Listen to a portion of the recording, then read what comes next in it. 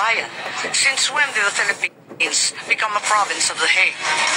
As far as we are concerned, we're no longer members of the ICC. And as non-members, can we possibly fall under the jurisdiction of the ICC? Yes, ma'am, I think, because we, under the... What's the use of signing or ratifying a treaty if it bears no weight? Salita po ang ating mahal na Secretary John Vic na ang nagplano po rito, o yung pagkaintindi namin, itong apat na pinangalanan ang siyang nagplano. I said it was not me. There were other people in the room, but we did not discuss any plans of any arrest. Oh, really, huh? And was that the plan from the very Yes, beginning? from the very What was, and who was really on top of this? Ikaw ho ba nagplano ng lahat ng ito? Hindi naman. It was a group effort. Secretary Chidoro was there, Secretary Amio was included, and the President and I. Sinabi ninyo na hindi kayo mag-isa na nagplano, kundi isang There was no grupo. planning, ma'am. Pero yun nasabi eh. I said, hindi ako nagplano. Marami May kami- isang grupo na nagplano. We were all talking about a rumor, ma'am, and that was all. Rumor lang yun?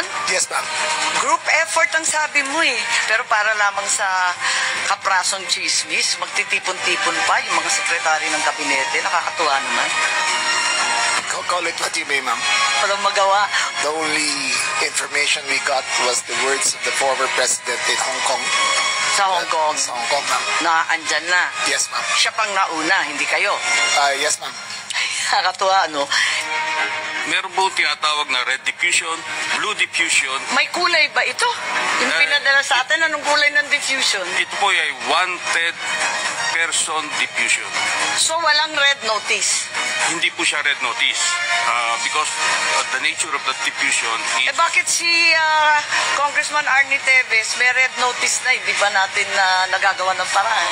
Hindi ko po masabi. Ma'am, yung kay Arnie Teves, Pagkaintindi namin, red notice din ang sinasabi. Eh ngayon, lumalabas na wala kailanman na lumabas na red notice mula sa Interpol, kundi diffusion lamang. baka dahil sa panahon, kasi mabilis po ang pagganap ng lahat, yung mga pangyayari. So, ibig sabihin, ang katotohanan, walang red notice. Mag-ingat po kayo, you're under oath, makukontempt po tayo. Was this warrant presented to PRRD at the time he was arrested? Pwede bang may sumagot? Si General Torre, mukhang kabisado niya. Siya yung nasa video eh. Soft copy was given to them on the tube. Ikaw naman Yes, ma'am. bumasa ng Miranda rights, hindi man lang yung prosecutor. Tinikoberan mo na yung papel ng DOJ, kaya sumagot ka ngayon. I-present po namin kay President Duterte na nasa Nabasa niya lahat, 2.0. 15 pages. Ah. Ang bilis-bilis nung lumabas eh. Hindi po niya nabasa yun. Hindi niya nabasa. Hindi niya. Pagpalagay natin hindi siya Vice President, she is an immediate member of the family.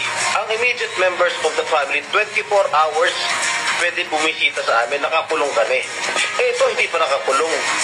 Anak ito, bakit hindi niya pinapasok? Maliban doon, is this not a violation of RA 7438 that requires that you guarantee access to an attorney? Oh my God. Body Kahit who ano issued the warrant, mangyari, sir. nasa batas yan. On 2 counts, immediate family na, abagada pa niya. This is bigger than Duterte. This is about our dignity as Filipinos.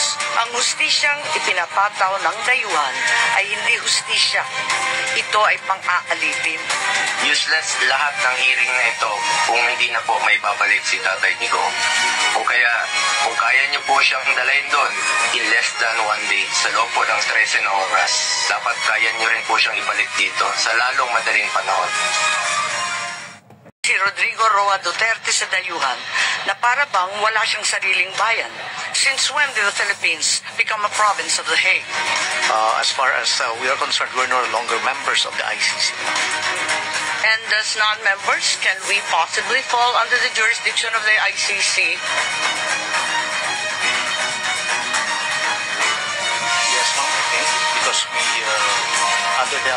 What's the use of signing or ratifying a treaty if it bears no weight? Subscribe my YouTube channel. This is Rosalie Sivileros 13.